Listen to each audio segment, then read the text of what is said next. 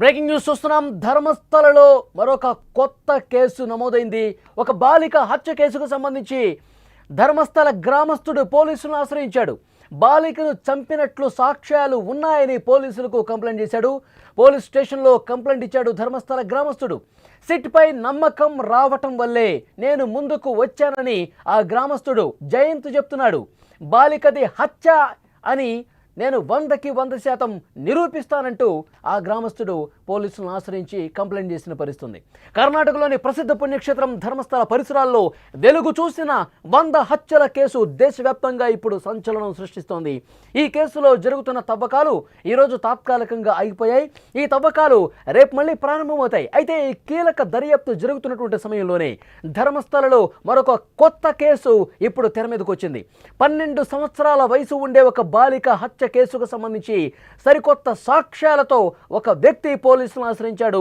అతడు ధర్మస్థల గ్రామస్తుడే జయంత్గా తెలుస్తోంది. అతను పోలీస్ స్టేషన్కు వచ్చి నేరుగా ఆ సాక్ష్యాలను పోలీసులకు ఇచ్చి కంప్లైంట్ ఇచ్చినటువంటి పరిస్థితుంది.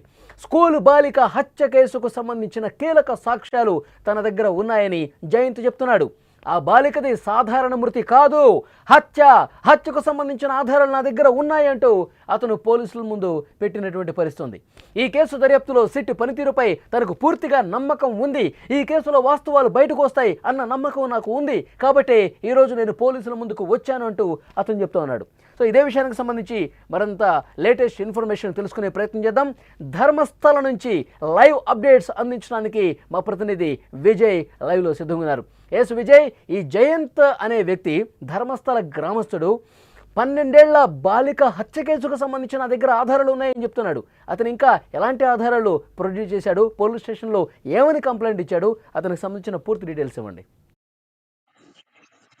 అంటే ఇది ధర్మస్థల కేసులోనే మరొక కొత్త పడం అనుకోవచ్చు. ఇప్పటి వరకు కూడా ఓ వ్యక్తి వచ్చి, ఒక పారిశుద్ధ కార్మికుడుగా ఉన్న వ్యక్తి వచ్చి 100 మంది హత్యలు జరిగి ఆ 100 మంది హత్య గావించబడినటువంటి మృతదేహాలన్నింటినీ తానే స్వయంగా పాతి పెట్టానంటూ కూడా, దీనికి సంబంధించినటువంటి ఎక్కడెక్కడ పాతి పెట్టాను వాటి వివరాలు చెప్తానంటూ కూడా ఒక కంప్లైంట్ చేసిన తర్వాత, ఏదైతే పోలీస్ స్టేషన్ లో ఇప్పుడు కంప్లైంట్ వచ్చిందో అదే పోలీస్ స్టేషన్ లో సరిగ్గా నెల కిందట ఇదే జూలై 3వ తారీఖున ఒక వ్యక్తి వచ్చి కంప్లైంట్ చేశాడు.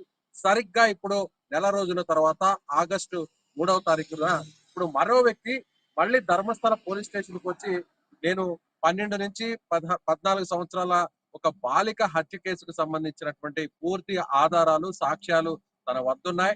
దానికి సంబంధించినటువంటి ఫుల్ డీటెయిల్స్ మీకు ఇవ్వడానికి నేను సిద్ధంగా ఉన్నానంటూ పోలీస్ స్టేషన్ కి వచ్చి నిన్న రాత్రి సమయంలో 8 గంటల సమయంలో ఒక వ్యక్తి వచ్చి కంప్లైంట్ ఇచ్చాడు. మళ్ళీ ఇవాళ ఉదయం కూడా రావడం జరిగింది, వచ్చి పోలీసులతో మాట్లాడడం జరిగింది.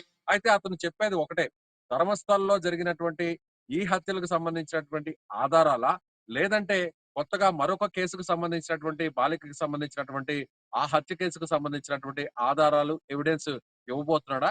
ఈ డీటెయిల్స్ అన్నిటిని కూడా మీడియా అడిగేటువంటి ప్రయత్నం చేస్తే అతను ఒకే మాట చెప్తున్నాడు, తాను పూర్తి వివరాలని ఎవిడెన్స్ తో సహా నేరుగా నేను ఎస్ఐటి బృందానికి సిట్కి ఇవ్వడానికి సిద్ధంగా ఉన్నాను.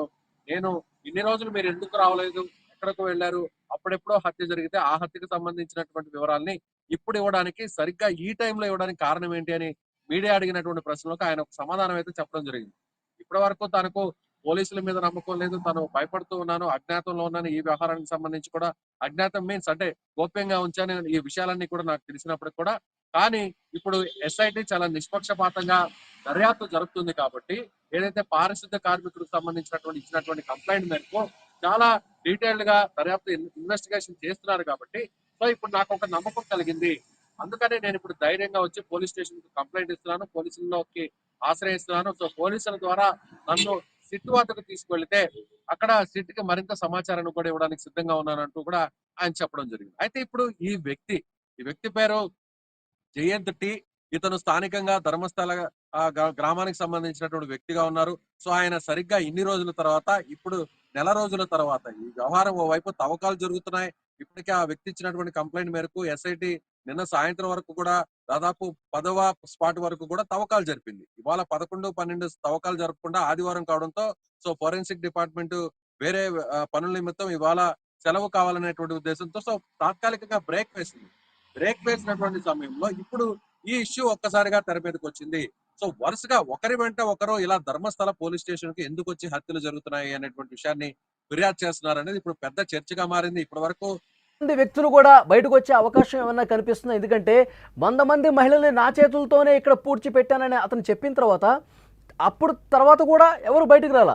ఇప్పుడు సిట్ ఏర్పాటైంది. తవ్వకాలు జరుగుతున్న సమయంలో జయంత్ టీ అనే వ్యక్తి బయటకు వచ్చాడు. చాలా మిస్సింగ్ కేసులు నమోదైన విషయాలు చాలామందికి, ధర్మస్థల గ్రామస్తులకు చాలామందికి తెలుసు. కథలు కథలుగా వాళ్ళు విన్నారు. దానికి సంబంధించిన కొన్ని ఆధారాలు ఉన్నప్పటికీ కూడా భయంతో ఎవరు కూడా బయటకు రాని పరిస్థితి ఉంది ఇన్ని రోజులు. సో ఇప్పుడు వాళ్ళందరూ కూడా బయటకు వచ్చే అవకాశం ఉందా? వాళ్ళకు తెలిసిన విషయాలు, వాళ్ళ దగ్గర ఉన్న సాక్ష్యాలు అన్నీ కూడా బయట పెట్టే ఛాన్స్ ఏమన్నా కనిపిస్తుందా? అలాంటి వాళ్ళు ఉండొచ్చా? ఇక్కడ 2 కోణాల గురించి మనం డిస్కస్ చేసుకోవాలి మళ్ళీ. మొదటి కోణం ఏంటంటే, ఇన్ని రోజులు సైలెంట్ గా ఉన్నటువంటి వీళ్ళందరూ ఎక్కడికి వెళ్ళారు? ఇప్పుడే ఇలా వచ్చి సరిగ్గా ఓ కేసు ఇన్వెస్టిగేషన్ జరుగుతున్నటువంటి నేపథ్యంలో వెంటనే నెల రోజుల తర్వాత ఆ కేసు ఇన్వెస్టిగేషన్ పూర్తి కాకముందే తవ్వకాలు జరుగుతున్నటువంటి క్రమం మధ్యలోనే మరో వ్యక్తి వచ్చి ఎందుకు ఫిర్యాదు చేశాడు అంటే, ఇప్పుడు ఒక మాట చెప్తున్నాడు.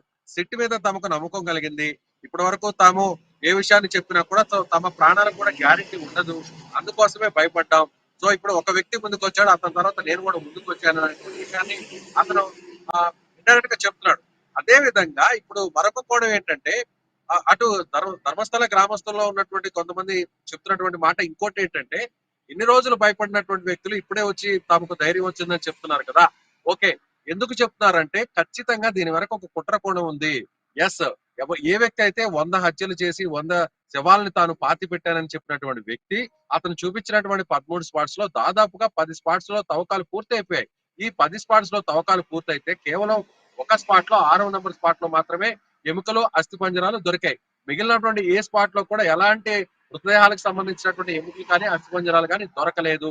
సో ఇప్పుడు కేసు డైవర్ట్ అయిపోతుంది, కేసు కూడా నీరు గారిపోతుంది. అతను చెప్పిందంత వాస్తవాలు కూడా లేవు. ఇక మిగిలిన కూడా కేవలం 3 స్పాట్సే కాబట్టి ఆ 3 స్పాట్స్ లో ఇప్పుడు 2 మృతదేహాలకు సంబంధించినటువంటి ఆనవాళ్లు దొరికాయి కాబట్టి మిగిలినటువంటి 90 దేహాలు ఆ 2 స్పాట్ లోనే, ఆ 3 స్పాట్ లోనే ఎలా దొరుకుతాయి?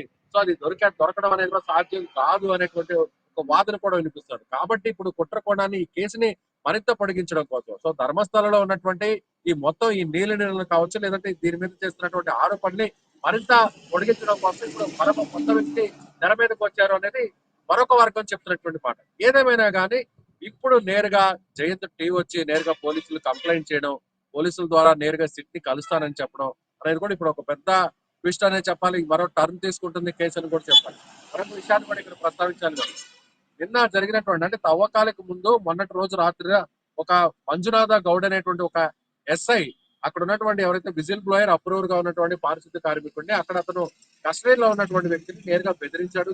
వెనక్కి తీసుకోవాలి, లేదంటే నువ్వు జీవితాంతం జైల్లోనే ఉన్నావు, లేదంటే గ్రామస్తుల చేతిలో నువ్వు చనిపోతావు అంటూ కూడా బెదిరించి అతని దగ్గర ఒక వాయిస్ కూడా తీసుకున్నట్టుగా తెలుస్తుంది.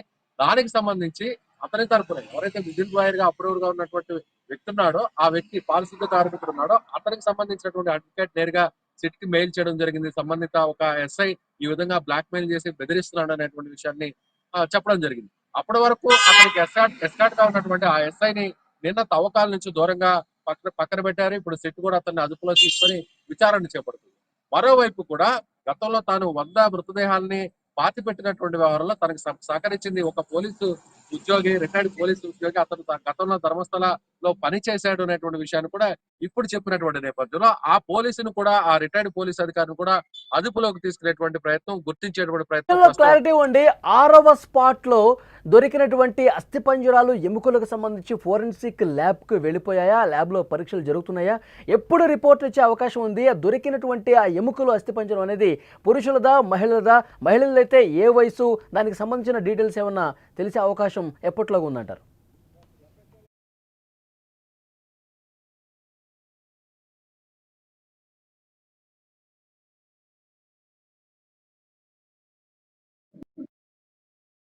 నెల నుంచి 45 రోజులు, సుమారుగా చెప్పాలంటే 2 నెలల సమయం పట్టేటువంటి అవకాశం.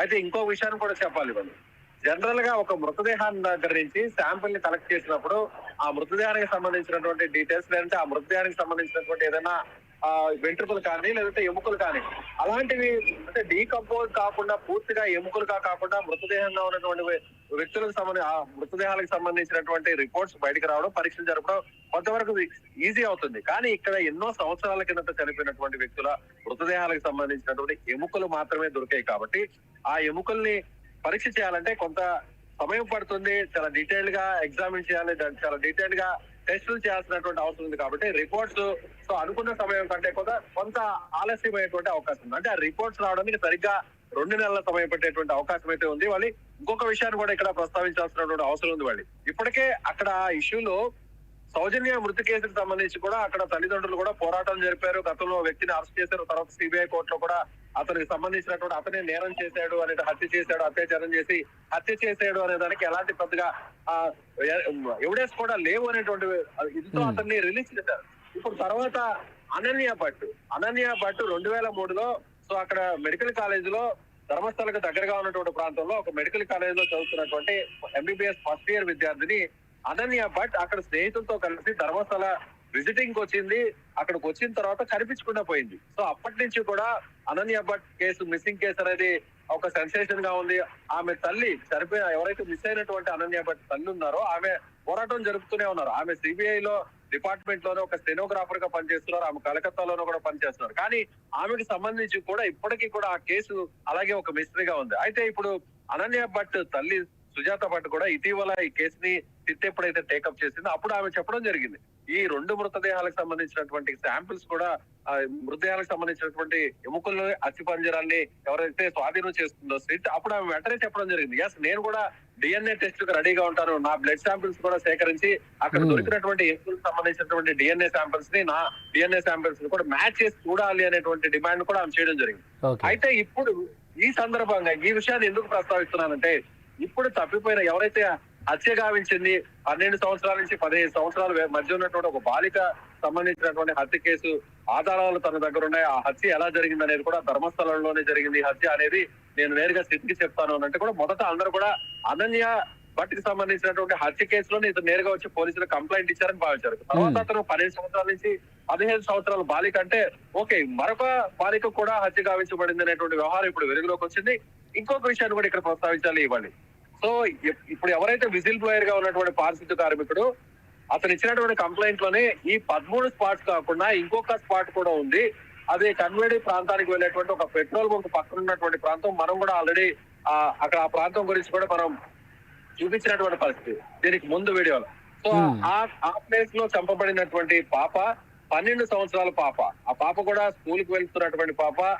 స్కూల్ యూనిఫామ్ తోనూ స్కూల్ బ్యాగ్స్ తోనూ నేరుగా అదే విధంగా అత్యాచారం చేసినటువంటి పాపని అక్కడ నేను పార్టీ పెట్టాను అనేటువంటి విషయాన్ని కూడా చెప్పడం జరిగింది. అయితే ఇప్పుడు ఆ పాపకు సంబంధించినటువంటి ఎవిడెన్స్ ఏమన్నా ఇవ్వడానికి ఇతను వచ్చాడా? సో ఇప్పుడు ఇందులో ఫాలో అప్ లో భాగంగానే పారిశుద్ధ్య కార్మికుడికి సంబంధించినటువంటి అందులో ఫాలో అప్ లో భాగంగానే అతనితో పాటు ఇతను సహకరించాడా లేదంటే అతనికి సంబంధం లేకుండానే ఇతను కొత్త వ్యక్తి మరో కేసా అనేది కూడా పూర్తి వివరాలు మనకి కొంత సమయం పట్టే అవకాశం ఉంది. అతను హాజరైన తర్వాత స్థితికి అన్ని ఆధారాలు చెప్పిన తర్వాత అప్పుడు మీడియాతో మాట్లాడడానికి అతను సిద్ధంగా ఉన్నాడు అనేది చాలా స్పష్టంగా అర్థమవుతుంది. వాళ్ళు okay Vijay, thank you very much. అది కర్ణాటకలోని ప్రసిద్ధ పుణ్యక్షేత్రం ధర్మస్థల పరిసరాల్లో వెలుగు చూసిన 100 హత్యల కేసు దేశవ్యాప్తంగా సంచలనం రేపుతోంది. తవ్వకాలు ఈరోజు తాత్కాలికంగా నిలిచిపోయి అయితే దర్యాప్తు మాత్రం చాలా వేగంగా జరుగుతోంది. ఈ కీలక దర్యాప్తు కొనసాగుతున్నటువంటి ప్రస్తుత పరిస్థితుల్లో ధర్మస్థలలో మరొక కొత్త కేసుకు సంబంధించిన వార్త ఇది. దాదాపు 12 సంవత్సరాల వయసు కలిగినటువంటి ఒక బాలిక హత్య కేసుకు సంబంధించి కొత్త సాక్ష్యాలతో ఒక వ్యక్తి పోలీసులను ఆశ్రయించాడు. స్క్రీన్ మీద మీరు చూస్తున్నారు. ధర్మస్థల గ్రామస్తుడు అతను జయంత్ టీ అనే వ్యక్తి నేరుగా పోలీస్ స్టేషన్కు వచ్చి ఫిర్యాదు చేశాడు. స్కూల్ బాలిక హత్య కేసుకు సంబంధించి ఈ హత్యకు సంబంధించి నా దగ్గర కీలకమైనటువంటి సాక్ష్యాలు ఉన్నాయి, ఆధారాలు ఉన్నాయి. ఈ ఆధారాలు తీసుకుని మీరు దర్యాప్తు చేయండి, చాలా కీలకమైనటువంటి విషయాలు బయటకు వస్తాయని చెప్పి అతను నేరుగా పోలీస్ స్టేషన్కి వచ్చి కంప్లైంట్ చేసిన పరిస్థితి. ఈ కేసు దర్యాప్తులో సిట్ పనితీరుపై తనకు పూర్తిగా విశ్వాసం ఉంది, నమ్మకం ఉంది. కాబట్టి ఈరోజు నేను ధైర్యంగా ముందుకు వచ్చి ఈ కేసుకు సంబంధించిన వివరాలు ఇస్తా ఉన్నాను. ఆ బాలికి హత్యకు సంబంధించినటువంటి వివరాలు పోలీసులకు ఇవ్వడానికి వచ్చాను అంటూ జయంత్ టీ అనే వ్యక్తి చెప్తున్నాడు. ఈ కేసులో న్యాయం జరుగుతుంది అన్న నమ్మకం తనకు ఉంది కాబట్టి ఈరోజు ఆధారాలతో సహా పోలీస్ స్టేషన్కు వచ్చానని చెప్తా ఉన్నాడు. సో ఏం జరగబోతుందో చూద్దాం. ఇంకా కొత్త వ్యక్తులు కూడా బయటకు వచ్చే అవకాశం కనిపిస్తుంది. ఎందుకంటే దర్యాప్తు నిష్పక్షపాతంగా జరుగుతుంది. సీనియర్ ఐపీఎస్ అధికారుల వాళ్ళు ఒక బృందంగా ఏర్పడి దర్యాప్తు చేస్తున్న నేపథ్యంలో, తవ్వకాలు జరుగుతున్నటువంటి నేపథ్యంలో ఆ గ్రామస్తుల్లో ఒక ధైర్యం ఏర్పడింది. వాళ్ళందరూ కూడా నేరుగా తమకు తెలిసిన విషయాలు గత కొన్ని సంవత్సరాల కాలంగా ఇక్కడ జరిగినటువంటి అనేక అన్యాయాలు, అరాచకాలు, దుర్మార్గాలకు సంబంధించి తమకు తెలిసిన విషయాలన్నీ కూడా ఇప్పుడు నేరుగా పోలీసుల ముందుకొచ్చి ధైర్యంగా చెప్తున్నటువంటి పరిస్థితి ఉంది. చూద్దాం ఇప్పుడు ఇతను తీసుకొచ్చినటువంటి సాక్ష్యాలతో ఇంకా ఎలాంటి సంచలన విషయాలు బయటపడతాయన్నది చూడాలి.